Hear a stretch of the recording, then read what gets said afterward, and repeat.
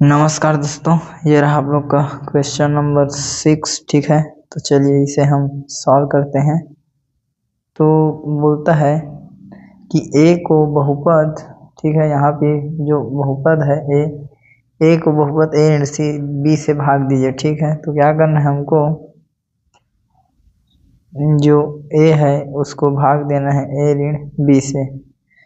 तो देखिए कि पहला पद क्या है, ए है, ठीक है, और बी वाला पद तो हम यहाँ पे लिख सकते हैं 0 बी। ठीक है, तो ए का गुणा हम एक बार करेंगे यदि, तो ए ऋण बी का जब गुणा 1 से करेंगे तो क्या मिलेगा, ए ऋण बी मिलेगा। ठीक है, तो ये चिन्ह बदलेगा तो कट जाएगा, ये धन में है ये ऋण में है, कट जाएगा। और ये क्या हो जाएगा, 0 बी में जब क्या घटेगा तो क्या बचेगा, ऋण बी।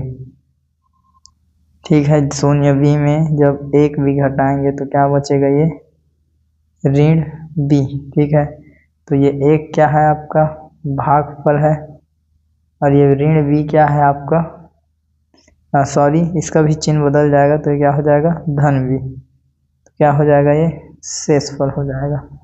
ठीक है दोस्तों, तो बहुत ही आसान है ये वाला। तो चलिए अगले प्रश्न की ओर आगे बढ़ते हैं।